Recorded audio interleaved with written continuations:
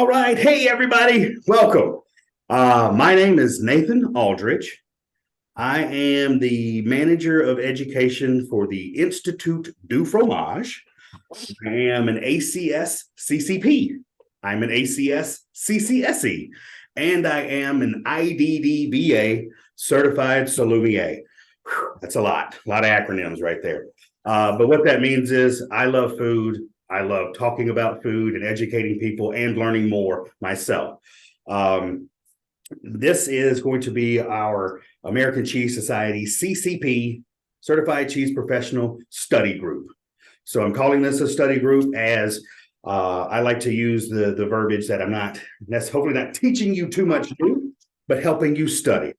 And it's my goal here to, again, I'm also on the certification committee. I'm also a volunteer for the American Cheese Society. So I spend a lot of time around this exam. But I do want to point out and make it clear, I am not on I don't write the questions for the test. I do not have access to exact questions, but I have a good mindset as what is likely to ask for this exam. So in no way are you going to get exact questions from the exam from me. But there is so much out there to study. I am here to help bring it. I'm here to narrow that view of study so that you're not out in left field trying to study things that aren't on the test. I'm going to direct you on the proper path to study. So that's my guide. That's why I'm here. I am your guide. Okay, so what I'm going to start out with today is, I don't know, I did a presentation last night on Facebook Live. Some of you are probably too young to know what Facebook is, but it's the old people club. But I did one on Facebook, and I'm gonna and this is from the American Cheese Society. So I want to go through this presentation where we talk about the test, and then after that, and it's going to last about an hour. And then after that, I'm going to spend a little bit of time with you on the website, just to get you there. So this is our introduction, basically how to apply, what is the test, and I'm going to give you some specific things to study. All right, let's go. And again, if you have questions, just chime up. This is a study group. We're all friends here. You're not interrupting me in any way. I'm used to it. I'd rather you ask a question at the time that you're thinking of it than forget about it. So don't worry. And there's no stupid questions. Everything's out there for open. Okay. So do you know cheese? This is a time for me basically to say that, the American Cheese Society, we've had this exam out since 2012. This is a certification that is designed to put everybody on the same level of knowledge so that everybody in the industry can speak with the same voice when talking about great cheese and talking about the industry. This is not a test just for cheesemongers. This is not a test for distributors. This is not a test for cheesemakers. This is a test for us all.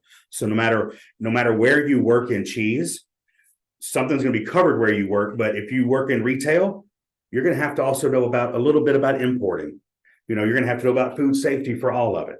So, and we're going to talk about the fact that you're going to need at least 2 years of experience to get a grasp of this. All right. So we're going to talk about preparations. We're going to talk about what to expect taking the exam. I've got 3 example questions that we'll go over today that I'm going to kind of break down each question and to show you how to look at it, because it's not just your knowledge in the cheese world. This is also can you take a multiple choice test? And I know that sounds silly, but I took this test back in 2018, and it had been years, well over close to 2 decades. Close to 2 decades since I'd taken a test. So and some of you may be in the same boat that you haven't just been tested lately.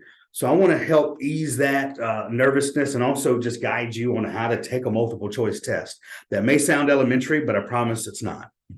All righty, and then recertification, we'll get to all this. So the fact of the matter is, this is a certification. And I've seen some discussions going on online about certificate versus certification, why things cost this much, where are all the resources. And I understand that there may be some frustrations. But a certificate That's something that's granted after a completion of an academic program or study. So your study course supplied you materials, you had a course instructor, and you read the materials, and right after that, you took a test. You get a certificate. I did that with the college in Vermont, where I took a cheese course, and it was a certificate. It was great. Learned more about sensory analysis. But a certification is a professional credential that is earned through assessment. The exam taker is being assessed on their experience in all aspects of cheese production, the animal breeds, cheese production, affinage, distribution, safe food handling, cutting, pairings, and even selling. So again, the certification includes it all. And where I try to help you narrow down your field of study so that you're not just all over the place is when you're reading and when you're studying, think about, because I'll show you how to read through something to pick out a question. And when you're reading something, if it seems important to everybody in the cheese industry, like food safety, food safety touches farmers all the way to the end consumer eating the cheese. That's going to be important. Anything about food safety, salmonella. I don't know if y'all have seen the news last night. It just came out that there was an outbreak of some Hispanic cheeses that are on the market and that have actually killed 2 people already. So be on the lookout for that. Thing is, that's huge news in our world of cheese. We've got to be aware of things like that. That affects all of us. So anything like that you're reading about food safety, it's going to be on the test. Okay. All right. So everybody's good with the certification. You know that it just takes a while. And there's not, and I hate the fact that there's not a set course. Read this, know exactly this, and you'll do fine. That doesn't exist. So again, that's where there's me. There's a couple other instructors out there too. And I like to always preface, I teach by the way I learn. And that's the only way I know to do it. You may learn better from somebody else. I welcome you to try as many people out there as possible, but we got this. Okay. So first thing you got to do is apply. Everybody out there, no matter if you are new to this, been around, but you've got to apply and to see if you can make it. Do you meet the requirements? 4,000 hours of work experience in the cheese profession during the past 6 years. 4,000 hours means, have you worked the last 2 years in a full-time cheese job? If you have, you're good to go.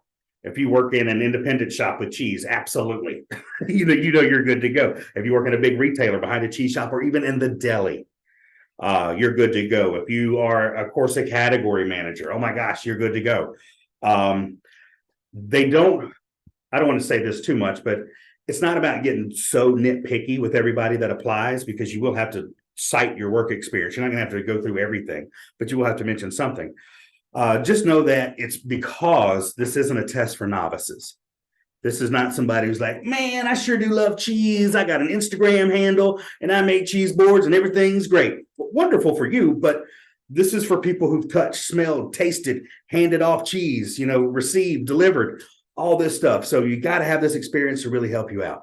I'm not going to read the rest of it to you. That's basically it. It just kind of breaks down by math. If you have any questions, if you are on the fence being like, well, I don't know if this counts, you're more than welcome to email me. Please, I welcome all of you. You've got my email address. You're going to get things from me. Feel free to reach out to me. I am here for you. I do travel for training a lot, so I may not get back to you immediately, but I always get back to people.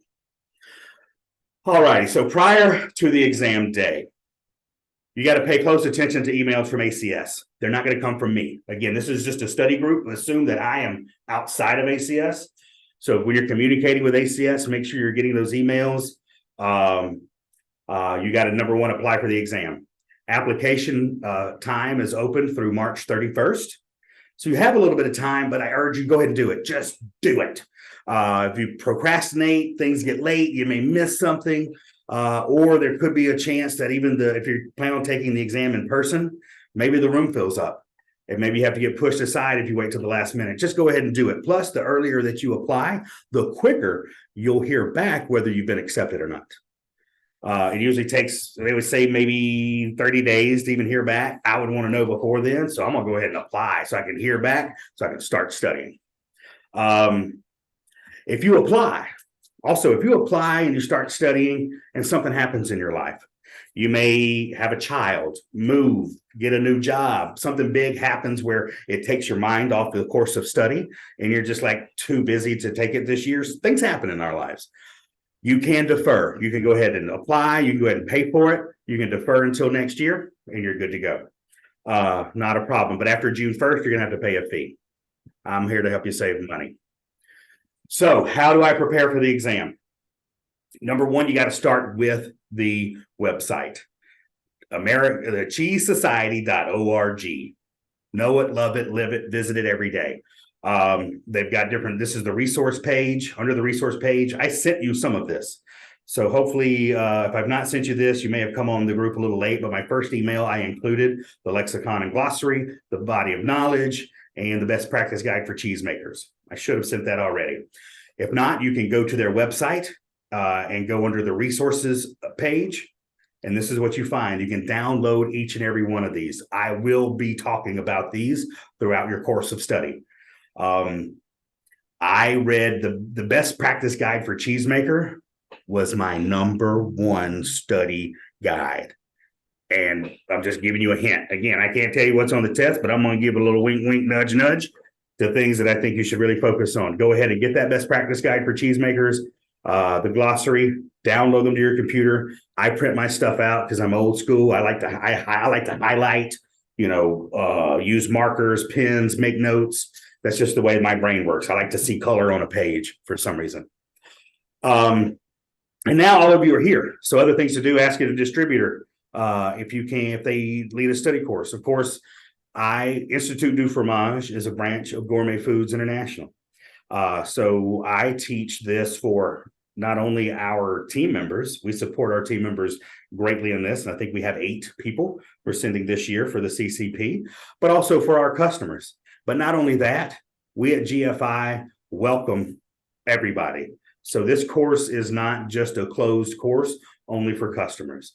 We believe in the mission of ACS and we believe in what we're doing. So I am your guide.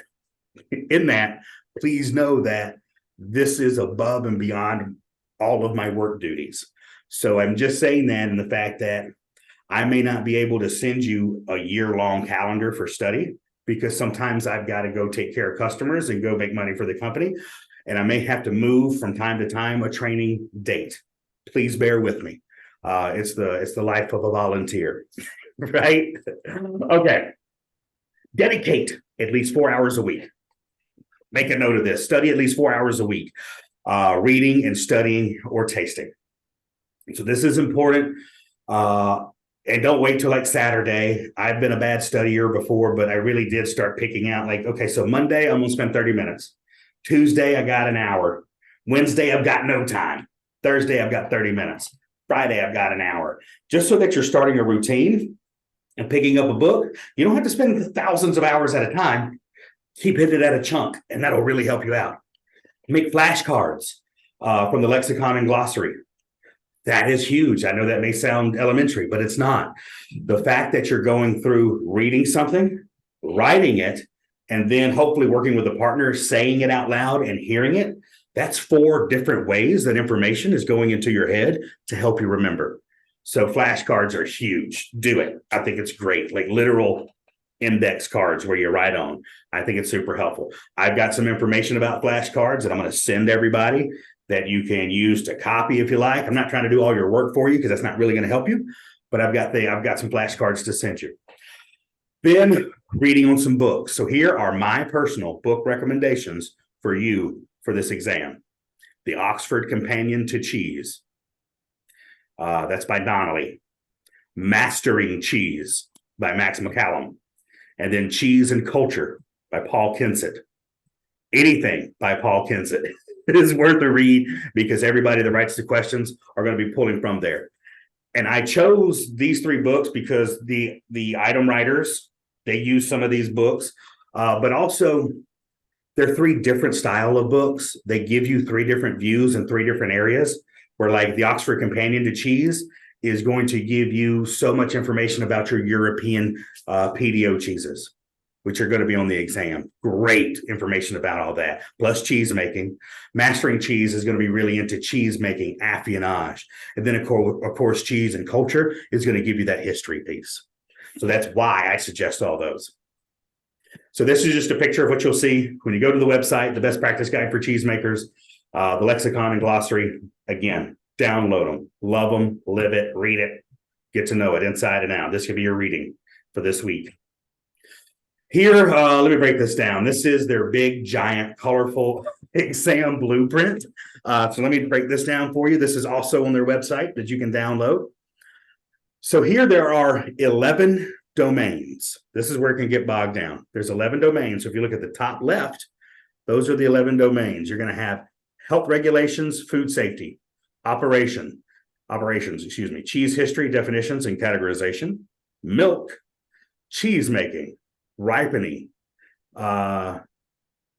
assortment and assessment and evaluation, selling and transporting, inventory management, service, and business principal practices. Then you have task areas. So if you look at the top bar, you're going to see blue business practices. And underneath it, you'll see that there are going to be 25 questions about business practices. So if you're in business, maybe you own a business and you're here, you may already have a good leg up on business practices. It's still good to read about it. But if you're there and like you've been in the industry for a while, that may be your strong point. So I'm just saying that to say definitely still cover it, but then you may want to focus more of your time on some of the areas you may know a little less about. Then we have in orange, procuring product. There will be 15 questions about that. Receiving product, you're going to get 13 questions.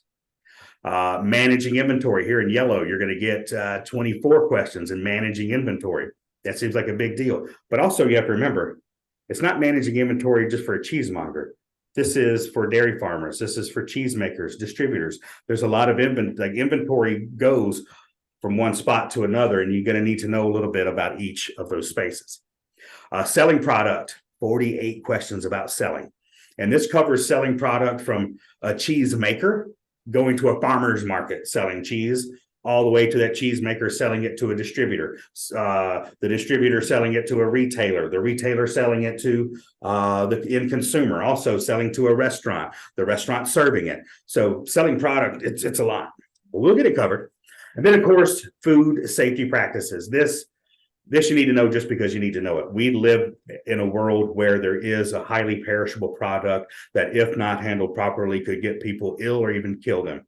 So besides the fact of it being on a test, we need to know this so that we can do our job as taking care of the product, stewards of the cheese, so to speak, so we can take care of our customers. So this is just how that's broken down. And you'll see a lot of, task areas, 1.1, 1.2. I kind of breeze over that a little bit, and I'm going to break it down for you as we continue to move through this study guide. Okay, so that's how we're going to go about it. Besides those things I mentioned, I'm going to send you, like I said, you're going to get flashcards from me, hundreds. Like I'm going to send you so much information, you're gonna plots. The flashcards. I'm going to eventually, midway through, I'm going to send you a practice exam that you can take with the answers. So the practice exam, please know there are not questions directly from there. Please take the phone call on line one. Just get on mute here. But I'm going to send you a practice exam, so you'll get to go over that and kind of judge where you are so that you can kind of alter your studying. And then I've got more material from my Institut du Fromage 800 level course, which really dives deep into animals and things like that. So hook it up with me. You got a lot of materials coming to you, so don't worry. But on the exam day, also, I hope you know this exam is also offered virtually. So we do have it's in person at the conference in Buffalo. And that's going to be in July. I've got another slide about the exact dates and times. But this will also simultaneously, July 10th, I think it's Wednesday, July 10th, at 1 to 4 p.m. Eastern Standard Time at the conference in Buffalo. You'll be sitting down to take the test. Or you'll be sitting down wherever you are at the exact same time to take it virtually. So we will go, when you go to apply, it'll ask, do you want to go in person or virtual? If you're looking to save a little money and don't have time to go to the conference, Virtual is a great way to budget it out, save a little cash. But if you can come to the conference, it's the best. It's cheese camp. You want to try to come. But the day of, I always suggest people to take their time, have a good breakfast. The test is at 1, get something in your tummy, and you'll have 150 choice multiple tests. You'll walk into a room. I will be there as I am on the committee. So you'll see my shiny face saying, hello, good to see you, and good luck. And I'll hand you your packet, a manila envelope where you will pull out the actual test sheet with the written words on it, stapled together. Also, you will have a Scantron sheet. So this is a Scantron test where we will give you a pencil and we will give you a calculator. That's all you will have. You will not be allowed to bring in your cell phone, an Apple Watch, anything electric. You will have to leave off and leave behind as you enter the room, and we will hand you whatever you need. We'll have water there for you, and if you need, it will be proctored. You got to go to the restroom. You'll have to raise your hand like you're in SKU, and we'll take you outside and bring you back in. And we're also there as far as proctoring to help answer questions. Sometimes the questions may come off as confusing. Don't be shy. All of us there want to help all of you. So we'll be there to help you out. But in a multiple choice question, there's going to be 4 possible answers for each question. Some math is required. I'm not a math wizard. I hate to say. I can sell cheese. I love it. I can take care of it. Graded. I was a heck of a cheesemonger. But as far as a math wizard, I am not. So I had to study a little bit more about that. But we'll talk about some formulas for you to memorize that you can write down right when you get into the test. It'll be like cost of goods sold plus fat and dry matter. Fat and dry matter gets me every time. Temperatures, just so you know, will be displayed in both Fahrenheit and Celsius. You will not be tricked. It won't be like, oh, this is Fahrenheit and this is Celsius and they're wrong. No, they'll match them up. This is important. I've always been told to call this out. It is the American Cheese Society, but you will also be asked about European cheeses. So you have to study cheese in general, the cheeses around the world, and not just the American cheeses. And I will help once we go through the Oxford Companion to Cheese. I've got a shortened list. I mean, it's still a lot of cheese to look at and to look up, but I've got a shortened list of PDO cheeses for you to read about that could be on the test. But most of the things you need to concentrate, like Gruyere, Comté, Roquefort, Manchego, I always like Epoisse, like the big dogs is what I call them. You need to know that. And plus with the American cheeses. I would also study past ACS winners, like best of show winners. I would probably want to know those. And for the test that you're going to be taking, questions and answers are randomized. They change 15 questions every year. So I think by the time I've taken it in 2018, they may have changed most of the questions. So they get fresh questions in there. Also, when you're sitting down at the test, you will have a test packet. Your neighbor will have a test packet. Your neighbor gets a different test packet. So it's the same questions in different order. So if you look over and try to cheat off somebody, you're gonna mess up. Don't cheat. We're not in for that. I've mentioned it's offered virtual as well as in person, and it's proctored. Okay, so here is an example question. At what temperature and time does the pasteurized milk ordinance, PMO, specify for vat pasteurization? This is a general question. I'm going to put them all up here. For this, like all of these are actually pasteurization temperatures and times, but only one of them comes from the pasteurized milk ordinance. I found this answer again in the best practice guides for cheesemakers on the website. So if you don't know this, like I'm reading for it, I know that it's specifically from pasteurized milk ordinance. This is one where you would have to count off if you don't know it. I would have to randomly guess, quite honestly, at this. So we're just going through here. I'm just showing you that this is on here. But if I were to read all the materials, I would want to make a note. You will get asked some sort of question about temperatures and pasteurization. Pasteurization affects us all. And that affects that goes into the cost of the product, everything. So when you read anything about specific time and temperatures, because there's high temperature, short time, low temperature, high time, There's different styles. This one's going to be 145 for 30 minutes, and that's vat pasteurization. Here's also where you can find it. They like to cite their sources. But I found that in the best practice guide for cheesemakers, it is written out clear as day. All righty. Now, here's a good one. And this is the way you'll see more questions like this. When receiving Epoisse cheese, what visual aspects should you inspect to ensure the quality of the cheese? Okay, so first thing you got to do, I'm going to just go ahead in my head before I even look at answers. This is how we need to look at multiple choice questions. Epoisse. I know I've been around the block. I've been blessed enough to have my share of Epoisse in my day. I've sold a mess of it. So I know what it is. So I'm going to be thinking about, what is Epoisse? Epoisse is a small gooey wash rind cheese from France that comes in a little wooden box like Camembert, but it's not really covered. And you can see through it with a little perforated, little holes in the package. Delicious cheese, so stinky you can't take it on French public transportation. Got it. So now I know what Epoisse is, and I've got it in my head. Now I'm going to read the question. Now I'm going to read the answers.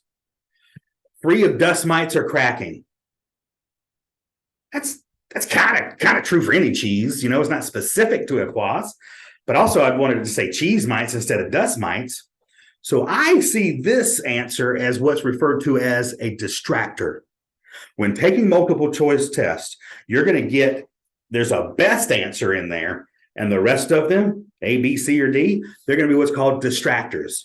They're there not necessarily to confuse you, but to maybe trip you up a little bit. Okay, so I'm not liking that answer so much. So I'm not really keen on A.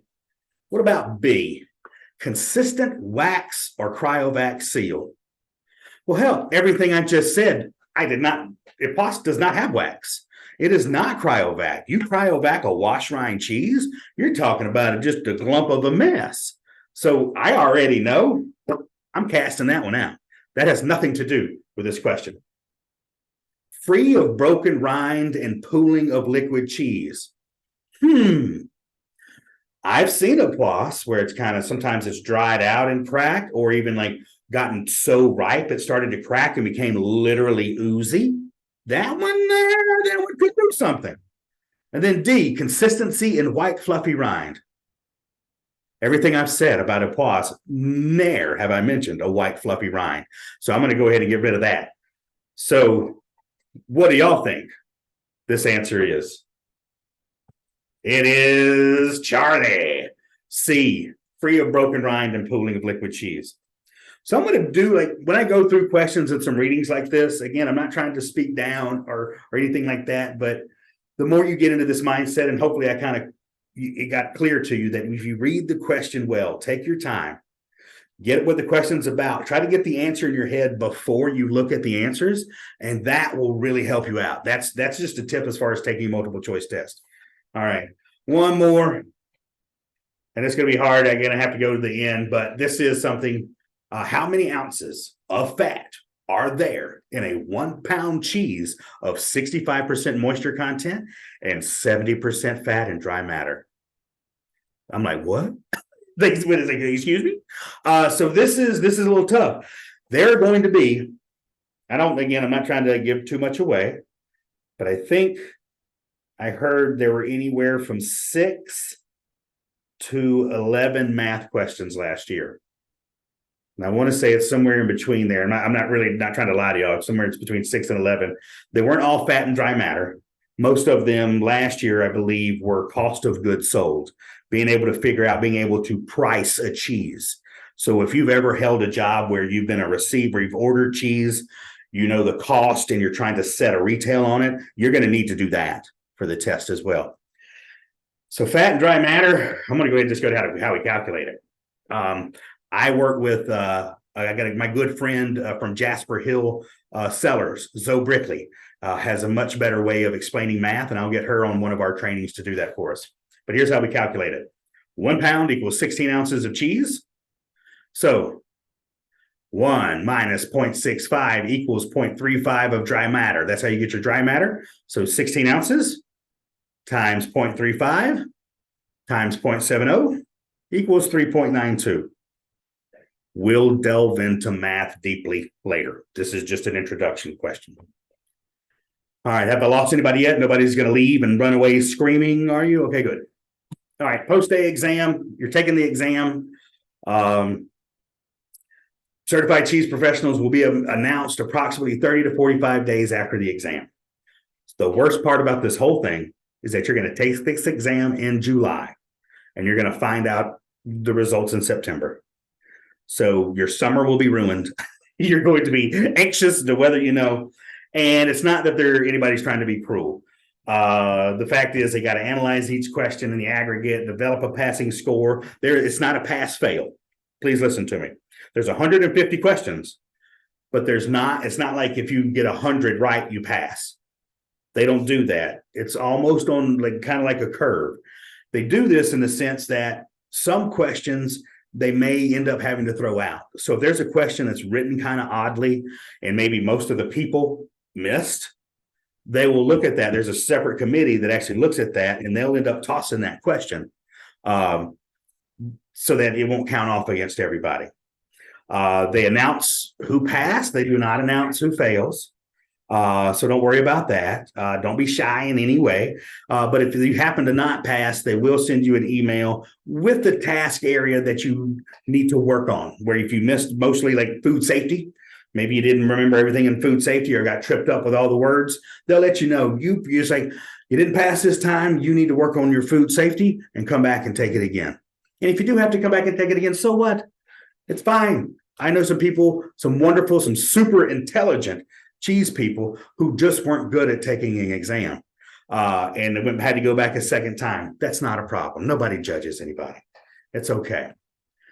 All right. And then once you get it, look at me, that's me at work having a great time. But once you pass, you will get a lapel pin, a patch for your jacket, electronic certificate you print out for your certification, specs for logo on business cards. You'll get the logo that you can put on your email chain, or your signature. You'll get added to the database and so on and so forth. And then you'll be part of an elite club. And then hopefully you will smile and be happy from all the hard work you've done. Oh, here we go. So certified cheese, when is it exactly? Wednesday, July 10th, 2024, from 1 to 4 p.m., Buffalo, New York, unless you're taking it virtually. And it's at the ACS conference. It's the first day, basically, before the conference truly starts. It's when the test is. The cost to apply is $35, non-refundable. That's anything with any application. The cost of the exam is $500 for ACS members, $650 for non-ACS members. Some of you out there, I know some businesses are able to support it. That's great. Some cheesemongers are scraping on by themselves. God bless you. If you are and you need some financial assistance, there are scholarships available on the website. Look through. It doesn't hurt to apply. If you don't get it, so what? If you do, you could have a chance of getting your test paid for. I always say it's worth a shot. The exam fee is due in full by May 15th. So if you don't pay the exam fee by May 15th, you're out. But remember, if you pay before May 15th and something happens in your life and you have to back out, something's going on, you can defer. So you're not losing your money. In no way, if you keep communication up, in no way you're going to lose that $500. Applications will be accepted from January 16th until March 31st. I've said that twice. You've got to March 31st, but go ahead and do it. Go ahead and get it, and you'll learn much earlier whether you've been accepted or not. And once you are accepted and pass, the recertification lasts for 3 years unless renewed. So you have to renew every 3 years, and I think it's a $75 fee, and just show that you're still working in the industry. It's a good way to keep communication up between yourself and ACS after you've taken the exam. Hopefully, after you've taken this one, maybe you want to take the cheese sensory evaluator exam. That's so much fun. You have to do that in person. I also teach a course about that. All righty. So that's just the first part of the day. Any questions so far? I know I kind of breezed through that. I'm not trying to I'm trying to respect all of your time as well. Just want to call out, if you're visiting the chat feature, There are people who have voluntarily put their emails up here in the chat. These people want cheese friends to study with. So if you're in the chat feature and want to make some new friends in cheeses and start your study group outside of this, which I highly recommend, please go ahead and do that. All right. Let me get out of here. The screen's going to be ugly for a minute, so just bear with me. I got to do a little something. We're going to hit the website.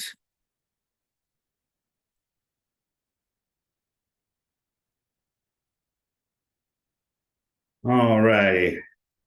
Does everybody see the ACS website up there? That happened? Okay, good.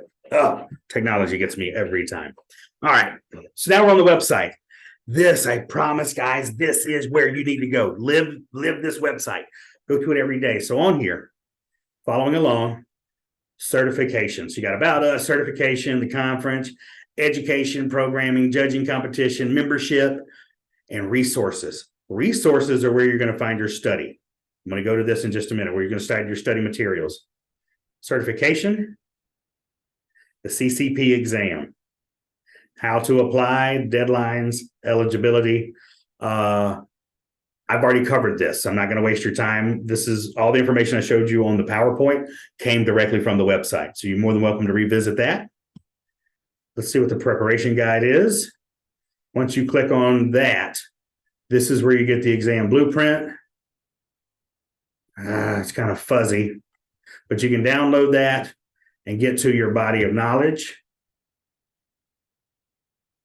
So here, body of knowledge. This is, it's called body of knowledge. I call this your study guide right here.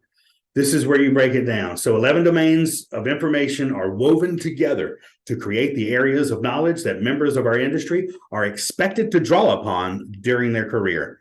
That sounds fancy. This outline is tied to the ACS Certified Cheese Professional Exam, but it's also used by ACS to grow the certification programs that establish standards of cheese professionals. All this great stuff. So let's just pop into one. Let's go into here and I'm going to randomly pick cheese making. Let's see what we have here. So cheese making, science of cheese making, microbiology, chemistry, ingredients, milk treatment, primary ingredient, and optional ingredients. So I'm looking at this and I'm like, well, what do you mean by this, right? This way I'm seeing this is it goes through and saying these are the buckets that are under cheese making that you should know. So milk treatment. This means as you're doing your readings through your books, your pamphlets, and all this, when you see something about milk treatment, i.e. pasteurization, make a note of it. Pass some form of milk treatment. It will be on your exam. You will 100% get asked about pasteurization and about a temperature. Whether it's vat pasteurization or not, you have to answer a question about pasteurization. So know that. You're going to need to know the primary ingredients of cheese: milk, salt, rennet, cultures. You're going to need to know that. And the fact is, you may have to know it not necessarily to answer a question, but the ingredients may be listed in the question that you'll have to know about. And then, of course, optional ingredients, such as jalapeno peppers and other things like that, you'll need to know. Cheese making process. So these gives you buckets. If I'm a bullet point kind of person.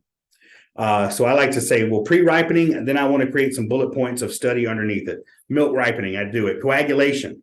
Here I know it's just a term, but how do you coagulate milk? What coagulates milk? Rennet. Rennet coagulates milk. Okay, so I'm going to write rennet. I know rennet coagulates milk, but how many types of rennet are there? You need to know that there's going to be animal rennet, that there is microbial rennet, that there's vegetable rennet.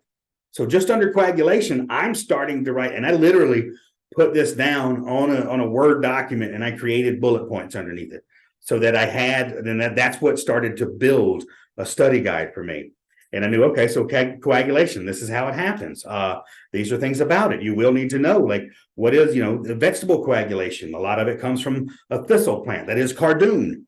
Oh my God. So it's all boom, boom, boom, boom, boom, fitting into that. Cutting or breaking the curd. Intermediate step, salting. So salting, it's like, well, that's generic. But I know through knowing about cheese and being in the industry that in the cheese making process, you have to add salt. How do you do it? Well, you can brine a wheel of cheese, put it in salt water, or you can pack some cheese around it. Or in the cheddaring process, you can have salt in the middle of cheese. So that's where you go through. And this is going to be up to you to really start your points underneath it and get to know about it. Forming a curd mass. So here are just some tips of, okay, so for the cheese making process, this is what you need to know. Does that make sense? I'm not trying, hopefully I don't want to confuse anybody in any way. So let's hit one more. Selling and transporting. Okay, domain 8, selling and transporting. So choosing sales routes. That sounds odd, but you need to know about that. Selecting distributors and retailers. Working with distributors and retailers. So this could be, so if you're seeing distributors and retailers, this is shooting over to the cheese maker point of view, if that makes sense. So you'll need to know from the cheese maker's point of view, how do you choose your sales routes? How do cheese makers choose a distributor? How do they choose retailers? What are some things they need to know about all this? What happens if a retailer wants to have a special wash on their cheese that only is sold at their store? What are some things you need to do? You need to have a guaranteed number. You need to know that retailer is going to, if you make it specifically for that retailer, you're going to need to know that retailer has to buy all that stock and that there may be an extra cost added if you're washing it with something else. We'll get into this. Don't worry. I'm giving you the big overview today, and we're going to hammer this thing out as we go through the next few months. But I just want to make sure that I'm laying it out there for you. Working with distributors and retailers. Again, I promise you, the best practice guide for cheesemakers, I'm going to say that 1,000 freaking times. That's in that book. Like you can go through it. I'm going to point out, and I'm going to go through that book with you through time, where you can read through it, and I'll show you where things look like a question and are easily an answer. You're going to get so much if you just start with that one thing. Selling cheese. So chain of custody, record keeping. There's going to, what's a bill of lading? You will need to know what a bill of lading is. And all that's going to be found in there. Procuring. So packing, cheese preparation, wrapping cheese, documentation, packaging materials. You'll find all this. Now, the thing is, there can't be a question about every bit of this. But what the ACS is doing through this exam and through this study guide, it's laying the groundwork, like it said before, to set this baseline of professionals. Like, if to be a professional in this cheese world, this is what you need to know. All right, even logistics and transportation, modes of transportation, air freight versus cargo ship versus truck versus in your car in a cooler, right? I think we've all been there. All righty. And I'm going to pick one more, and then we're going to go through some other materials. Oh, cheese history definitions and categorizations. So milk preservation. So history of cheese. This is the Paul Kensett. This is where that book comes in. That's Cultures in Cheese. Economic history of cheese. Anthropology, social history of cheese, and geography. So getting a good sense of that. And again, Cultures in Cheese, that book, it's a little dry. He's great. So much good information, but like history books you got to push through it sometimes. It's still very interesting. The definitions, Codex Alimentarius, Code of Federal Regulations, designation and name control. Okay, so that's going to be on there. So PDO, AOC, DOP, all the protected cheeses. I would know what all those acronyms are and what country they go to. And I would know what cheeses from each country. Like, France, of course, has a lot, but again, Comté, Roquefort. I would know, I'm giving y'all so much information. I would know that Roquefort was the first protected cheese ever, and know about that. So also, I hope you're noticing I'm giving you very good tips throughout all of this. If I say I would know, literally write that note down. All right, and attributes that affect how a cheese may be categorized, such as bloomy rind. You know, we use the term bloomy, but where does bloomy come from? Well, that comes from a mold. What mold is that? Penicillium candidum. So you need to know. So that's part of it. You know, the mold inside blue cheeses. You need to be able to Penicillium roqueforti and Penicillium glaucum.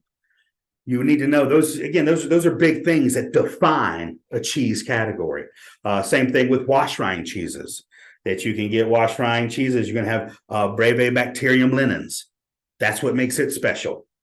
So, wow, you guys are already, y'all got like an eighth of the test already just from today. Oh my God. All right, let's get out of here. So that is, let's see, where was I? That was the preparation guide. But you see, so go through, explore this on your own. Additional resources, Safe Cheese Making Hub, and this right here. Oh my God, I'm going to have to go to it right now. Best practice guide for cheese makers. I'm going to get it in your head. Know it, love it, live it. Let's go to it. So you see, follow that link. This guide gleans the key requirements, suggestions, and best practices from the vast sea of information available to cheesemakers and condenses them into a more easily digestible format written in more accessible language. That's exactly what I need in my life. I wish everybody could do that. We hope you will find this information provided in this guide is useful to answer to some of your key questions. Y'all, it is. So here we go. Hopefully you guys are seeing this best practice guide to cheese makers. And I think they're working on, I think this is from 2017. So they're working on a new edition, but that does not discredit this edition. They'll just make an addendum or update it somehow. But best practice guide to cheese makers. Let's skip all this, table of contents, but you'll see here, on-farm milk production, raw milk chilling, storage, purchasing, transport, and receipt. Hell, we just looked up something about that in the last domain, right? So all like this is a wealth of knowledge just right here. I promise you. Heat treatments for milk. Oh my God, that's what we've been talking about the whole time. Heat treatments. This is huge. This is going to give you everything you need to know in like one little book. Microbiological samples and testing. Definitions and classification of cheese. Cheese making. What? Bringing cheese to the marketplace. That falls under selling cheese. The kicker here is, this is your cheesemaker hat you have to put on when you're reading this. This is from the cheesemaker point of view. This is going to be different for a lot of you. It took me a minute. Being a cheesemonger, I understood where they're coming from, but this is the life of a cheesemaker, which also will make you respect cheesemakers even more. Besides making cheese, there's so much freaking paperwork and background to go through. Then current good manufacturing practices, hazard analysis risk based on preventative controls, HACCP.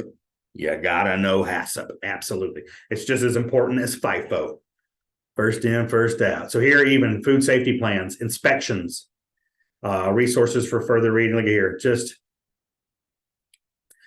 pretty good stuff. Okay, so let me get to something. I hope everybody's still paying attention.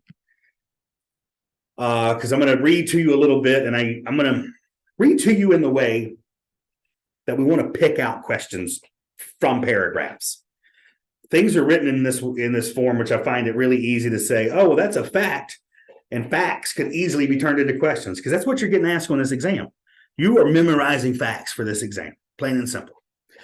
So let me read through this just for a minute. Hang on there with me. The production of high-quality milk is essential for producing safe, high-quality cheese.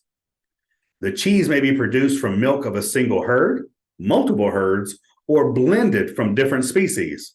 The Pasteurized Milk Ordinance, PMO, defines milk as milk is a lacteal secretion practically free of colostrum obtained by the complete milking of one or more healthy cows, goats, sheep, water buffalo, and other hooved animals. So this is where I strongly urge you, like, that's the definition you need to remember. This is laid out clear and simple. The American Cheese Society, there are some wonderful, what are they called? Highly processed nut juices that are out there that sell well. Almond milk, cashew milk, those highly processed products are great. People are going to buy them. But for us at the American Cheese Society, we are standing firm that milk comes from a lactating animal, comes from the mammary gland of a lactating animal. So just have that in your head. Whether you agree or disagree with it personally, that's fine. But just know for this exam, milk does not come from nuts. It comes from animals. All right. And then let's see. So let's keep going. Please note the PMO definition of milk may become state law where it is adopted as such. And this is something that behind the scenes the Cheese Society works on.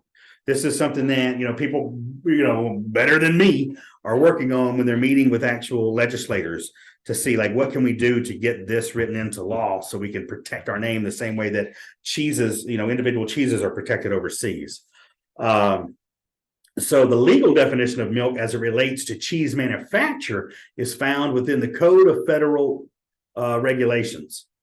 So this is two separate things now. Milk means the lacteal secretion practically free of colostrum. I'm going to stop right there.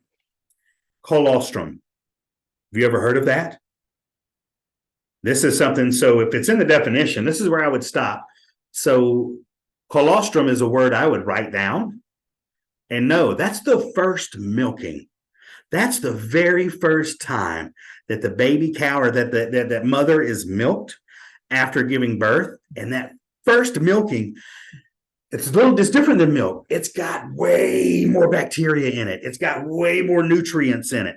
This is always given to the baby, calf, cow, whatever is given to the baby. They got to have that. That's not for us to consume. That's for the babies.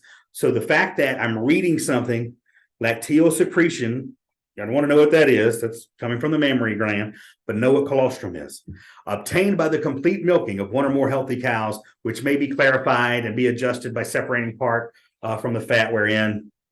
I'm going to keep going through there. So know that which one comes from what. The pasteurized milk ordinance has a much shortened, clearer definition of that. All right. So here we're going to keep going. Let's see. All righty. When milk leaves the healthy udder of an animal, it is relatively free from bacteria. Some contamination occurs from the udder, milking environment, and the equipment. So, all right, stop right there. And it's going to take you time to go through this. I see a question right there. Milk leaves the healthy udder of an animal and is relatively free of bacteria. So I would say contamination during the feeding process from the calf to the mother, contamination can occur, A, from the sky, from the baby's lips, whatever wrong answer you want to give, B, from the udder, milking environment and equipment. But you see how that in and of itself is a question? So when you're reading through there, a lot of these sentences, like here's a fact and here's pieces of it. And that's how, if you go through and read this, that you're going to be able to pick out your own questions. And a good exercise that some people have done in the past is create your own questions. I know that may sound counterintuitive. And the first time I did it, I thought it was as well, because we're not question writers here. Some of you may be. But if you do that, then every time you read a paragraph, you're going to pick out a question from that paragraph and know that, okay, I need to know that some contamination occurs from the udder, milking environment, and the equipment. Boom. The PMO bacterial limit for grade A raw milk is 100,000 per milliliter, whereas grade B is 300,000 per milliliter. Good milking practices achieve bacterial counts in the range of 1,000 to 10,000 per milliliter. In order to achieve good bacterial standard for milk at farm level, one must recognize the sources of contamination and understand how they can be controlled. Do you think that contamination from the animal is important to everybody selling cheese? 120%. So I'm reading this, I'm thinking, okay, so contamination of milk affects everybody from the dairy farmer all the way through the end consumer who eats a contaminated product and gets sick. So these are things you need to know. You may only get asked 1 to 2 questions on it, but you still need to know about it. All righty. Designing farm buildings, you could get 1 to 2 questions out of here. I'm going to go through, here we go. Animal health. Animals in poor health can produce milk that contains human pathogens, such as salmonella. Stop right there. Just hit a stop. A question could be, what is a human pathogen found in animals in poor health? It could be, you could list a couple of different things. Let's see, botulism, salmonella, we list anything else. That's how you see it as a question. So I see that. I see sentences as questions as I'm reading through this all the time.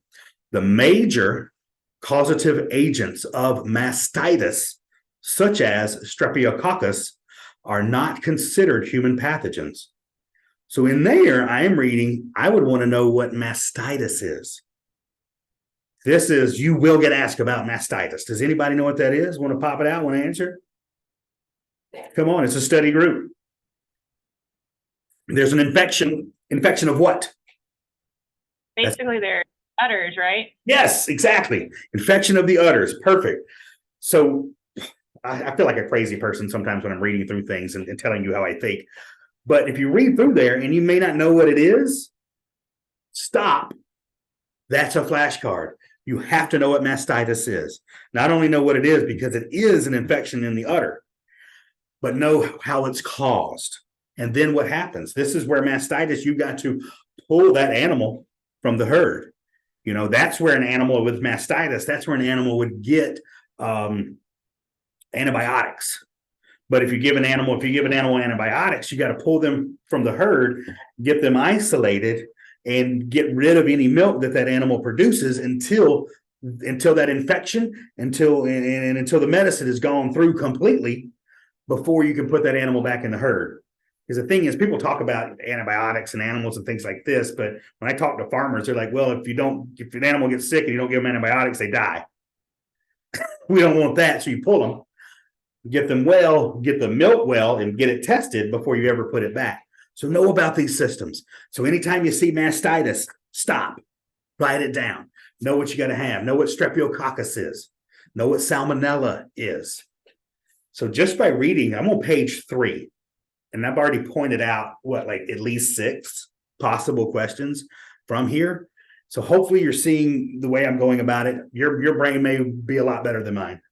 You may have a lot more brains. As I'm saying that, I have to plug my computer in because I'm getting a reminder because my brains are slow. All right. So let's keep going. Now, this is it. Permitted somatic cell counts. On the cheese counter, how many times have you talked about somatic cell counts? Probably not a drop. I never did. I sang songs and did a little razzle dazzle. We talked about pairings. But this is what cheesemakers and dairy farmers have to concern themselves with. This graph, know it. I'm looking you in your eye right now, even if I can't see you. This is on your exam. I can't tell you in what form, shape, or what, but you will get asked about the levels of permitted somatic cell counts in which animal. Cow, sheep, and goats, they're all different. This is going to be one of the harder things. So again, that's another gimme. That's 7 questions you've already got. Look at there. And this is something that's just, so let's do this. Somatic cell count is one tool used to evaluate the condition of the animal's health. So the question could be, what is one condition used to evaluate an animal's health? And they could have a couple things, a couple distractors in there and somatic cell count listed. So that's how that could be a question. But just know that somatic cell count equals animal's health. Okay, you are permitted some, but here you go, per milliliter. What they will not do is change it from milliliter to liter. Like, don't worry, they're not going to change anything. It will be exactly like you see it on this page. All right. Perfect. You guys are getting so much. You are lucky. Oh my God. Let's see here. I'm just skipping through. Please read all of this. Again, I use this book more than any other book when studying for the exam. And I felt like I got the harder questions. I still studied other stuff. Start here. So poor barn hygiene, poor milking procedures can lead to contamination of milk by enteric pathogens such as E. coli, Salmonella, Listeria, all of these. So this again, this is a question. I would get flashcards, and quite honestly, some of these words get into me. These are the flashcards I made and studied the most. Like, what is Salmonella? How do you get it? What does it do to you? Like, there will be a question about that, whether it's Salmonella or Listeria, because again, Listeria, it's in the news right now. You'll need to know, like, how do you get it? What is it? How do you get it? What does it do to you? And how do you prevent it? So know the symptoms. This is in another page in this booklet. All right. Let's keep going. So here we got cleanliness of the milk animal is directly related to animal health and the prevention of pathogen organisms contaminating milk. Again, that can be turned into a question. Animals' environment influences animal hygiene. Farm premises adjacent to the milking barn, parlor, and milk house need to be kept free of contamination and debris. Dirt and manure in loafing areas and muddy environments make it easier for bacteria to penetrate the teat canal. They can then travel to the mammary gland and establish an infection, causing an inflammatory response that can destroy milk secreting cells, release somatic cells, and previously discussed, removing udder hair can make further improvements in animal cleanliness. So you're going to go through here, a lot of stuff up under here. I hate to say that, any of this is fair game. That's the problem with it being so much. But as you go through it and read, you're going to be able to pick out these high things. To me, certain things just scream out. E. coli, Listeria. Anytime I see that, I just want to stop, make a note, and move on. If there's a word I'm not familiar with or quite sure with, stop and move on with that. Okay. So I'm going to stop this one. We will go through this some more. We will absolutely read some more through here, but best practice guide for cheesemakers. Know it, love it, live it, people. This is a good one. All right. So going back to the website, let's see what other resources we have. So I'm going to go through cheese resources. So under resources page, cheese resources, cheese definitions and categories, lexicon and glossary. Here you again, the best practice guide for cheesemaker, the cheesemaker hub. These are all good things. The body of knowledge, that confusing, colorful graph, it's right there. So let's take a look at the lexicon and glossary.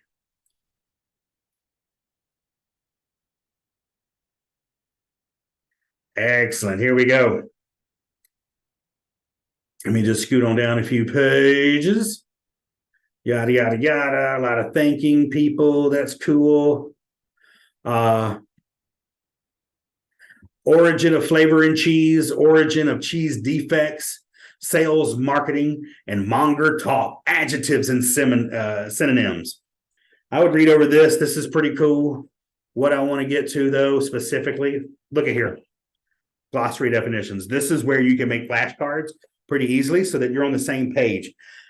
And I keep driving people back to the website because, again, if you read something, if you pick up a cheese book, because the thing is, there's a lot of books that this information can come out of, and it says something, and what you find on the ACS website may contradict it a little bit, go with the ACS website. Okay? That's a big tip. That could happen.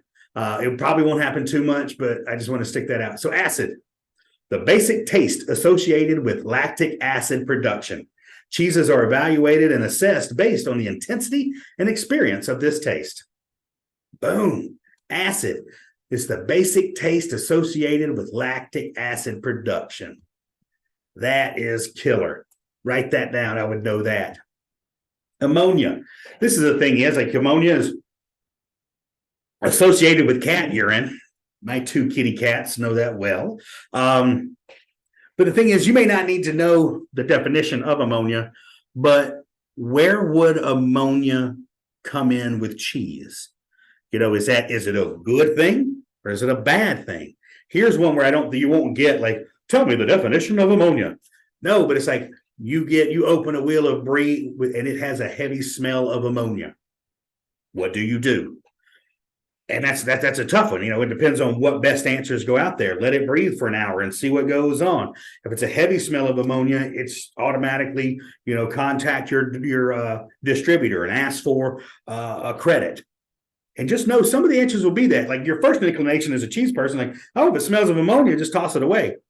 They may add a couple of procedures in there, such as contact your distributor who sold you this cheese. Let them know. All those good things. Animal, appearance, aroma. So here are just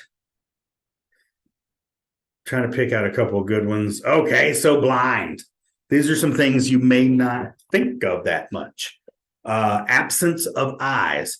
I think we're getting away from the term blind. That's a negative term. But this is just a sense. I want to point this out as, you may not use it much in your cheese world, but the absence of eyes in a cheese expected to have eyes. So if a wheel of Emmentaler were pretty solid, it would be a blind wheel. It would not have eyes in it. And also then you need to know what eyes are. Eyes are the holes found in cheese. Bleaching. So blown. This is one I found always interesting too. The integrity of the cheese is destroyed by aggressive gas production. Blown cheese often exhibits large void areas and collapsed structures.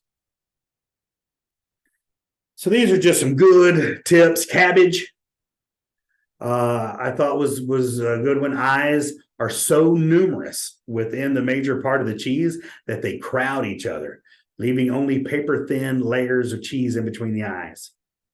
You're not going to get asked too many questions about defects, but something like calcium lactate, I recall being on the exam. I don't know how they ask about it, but calcium lactate crystals can appear as pinpoints or as a diffuse white haze on cheddar-type cheeses.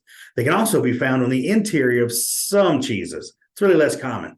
Calcium lactate crystals are often confused with tyrosine crystals. Tyrosine are not the same thing and will not be found in young cheese. So know what calcium lactate, generally you're going to find that on the outside of what I refer to as plastic-bound cheddars. All right, collapsed. I'm just going to go through here and point out a couple of highlights, but you will be accountable for all of these.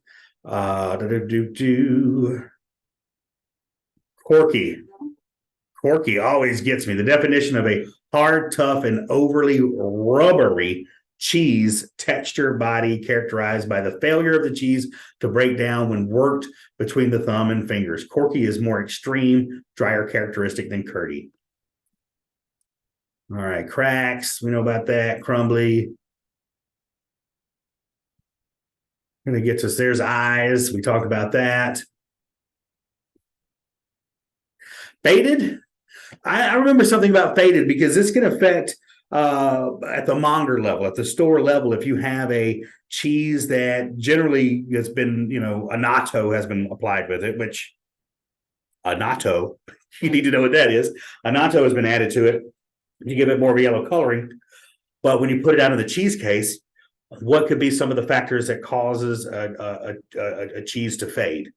Lights primarily is going to be it. Maybe not wrapped well. Know about that. Hold on, we're getting to some more. Bear with me, team.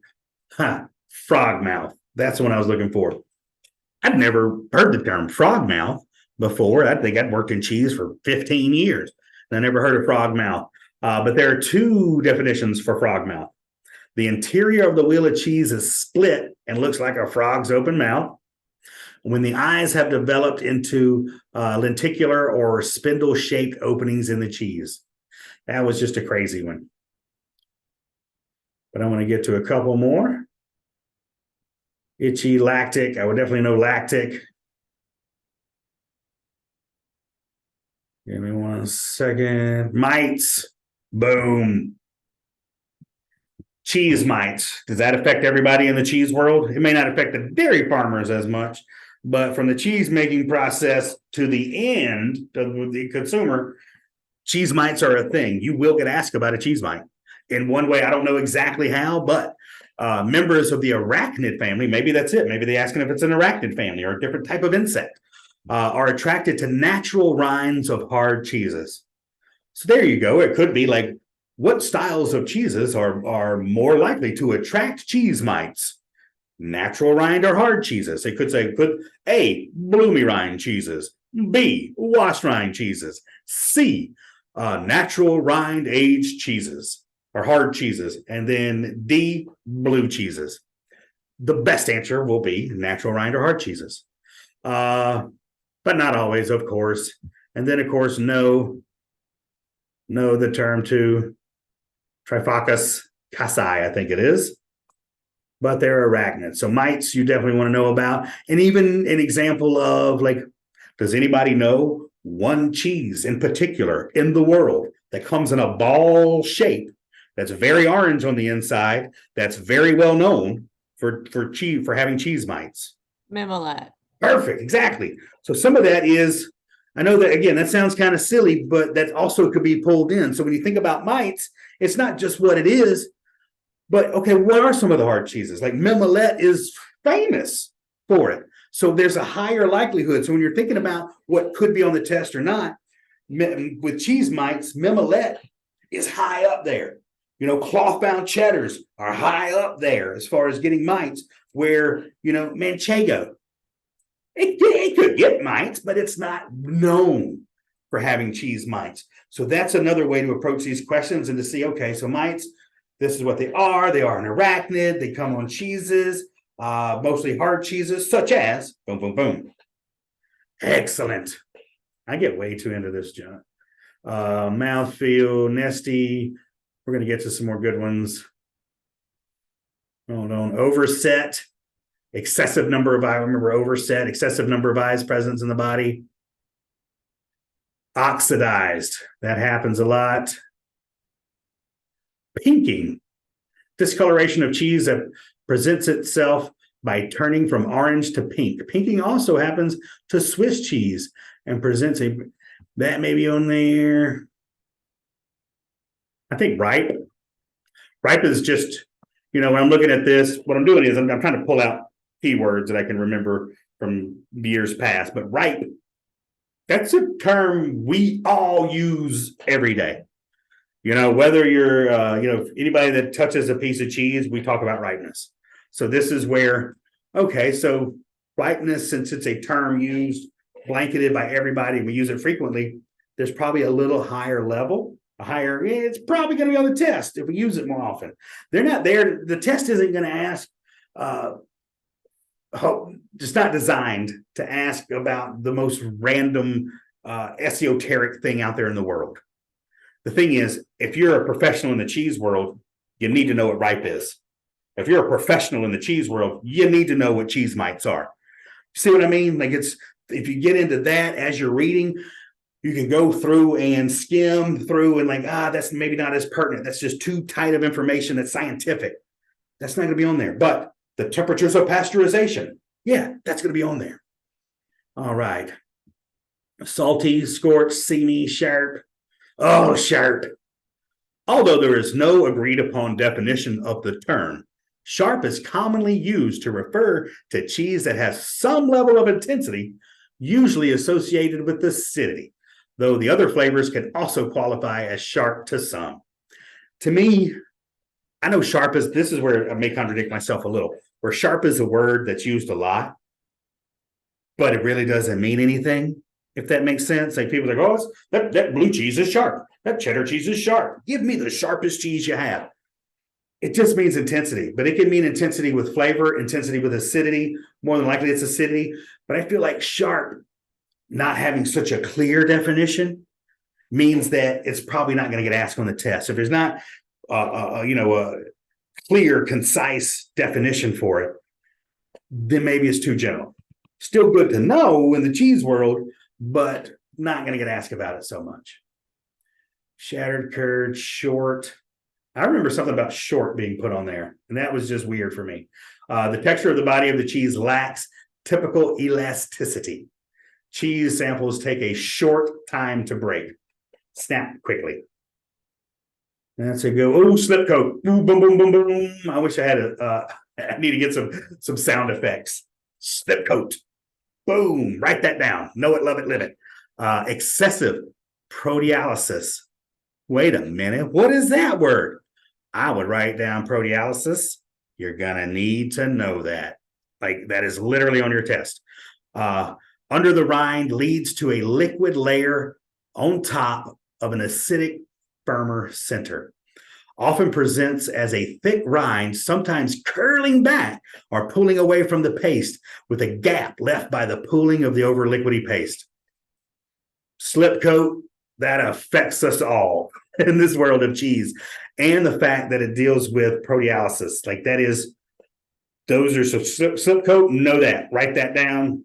Absolutely make a card about that. And proteolysis, we'll need to know about that as too. That's coming up. Slits, smoky. The only thing I would know about smoky is how cheeses are smoked. I would know about cold smoking. But I don't remember a whole lot about that. Sour storage, sulfide, sweet. Tyrosine crystals, yes. I'd write that on your list to definitely study. Round and crunchy crystals on the surface of and within the body of aged cheeses are evidence. Oh my God, I'm seeing this word again. Which brings me to another point. When reading through definitions, or especially the best practice guide for cheesemakers, if you see a word continuously reoccurring in a paragraph or in the body of that chapter, that means it's important. That means it's important enough to be mentioned several times to cheesemakers. Then it's going to be important enough to have at least one question asked about it. Okay. Cougar Gold. I was in Seattle not long ago. It's $50 a can now, but it's so good. Oh gosh. Let's see. Underset, umami. Okay, this covers us through a lot of it. Whey taint. That's a good one to write down and remember. All right. So that kind of covers us right there. And with that, you've seen two extremely helpful tools for you that are free, that you have in your possession right now. So continue. So I'm about to wrap up this particular study guide. But today we talked about the exam itself, when it is, how much it is to apply, how you get to apply. Again, let's go to certification. We'll go to CCP, how to apply. You go there and you can get in here and you can apply. So right there, the big red is where you go click to it. So you know where to apply. Please note, I don't do anything for anybody as far as getting you into the test. I'm just here as a friend. But you know, the deadlines, you know what to expect from the test, you know how many questions. And so far you should have what I just showed you online, plus the book recommendations. Again, the book recommendations are the Oxford Companion to Cheese, Mastering Cheese, and Cheese and Culture. Those are three good starter books. They are my personal suggestions to you. I own several books, but all three of those I feel like are well-rounded and different enough that you're going to get information from each of those that you're not going to find in the other ones. Because some books, quite honestly, just say the same thing, right? So if you get those three books, follow these guides, and start studying. From here on out, please be on the lookout from emails from me. I'm going to do my best to try to plan a few weeks ahead of time for these calls so you can plan your life and join these calls. But again, as a volunteer that has other accountabilities, there will be sometimes I can't do it because I have to leave a date open or I may have to change a date. I apologize, but I'm here working for you. I will send you monthly emails with more reading materials. So your next email you will be getting from me will be one will be an invite for the next webinar. The second will be more reading materials from my IDF, which is Institut du Fromage, 800 level, which I'm going to give you all of my information from all of these domains that are broken into the domains that you can use as a study guide. So that is going to give you a great deal of information. Besides that, please reach out to me. If you have friends who are taking the test and don't have a study group, please invite them. The American Cheese Society does not have an authorized educator program anymore. Legally can't do it because they don't lead a study course. And since I'm on the committee, I can't like reach out and put myself out there, if that makes sense. And I apologize because it's so weird. But if you know of other people, welcome them in. I want everybody to do well on this exam. This is not just for our customers at GFI. This is for everybody. This is Nathan Aldridge doing his best because I love you and I want you to do well and I want our family to grow. So please invite more people and please feel free absolutely to contact me directly about anything about the exam. I'm here for you. I'm your friend in cheese. I look forward to seeing you all in person in July, hopefully. If not, I will catch you via the next webinar. And again, Institut du Fromage YouTube channel. I've got all the videos of all the sessions I did last year and the year before. I've got webinars with Zoe Brickley about milk, with Pat Ford about cheese making. I've got videos about apionage from the last trainings. So we've already got that wealth of, if you don't want to read, you want to watch videos, I've got that for you too. All right. Well, thank you all very much. I hope you have a very pleasant day and a great weekend. And if I don't see you soon, I'll catch you on the next webinar. All right. Bye.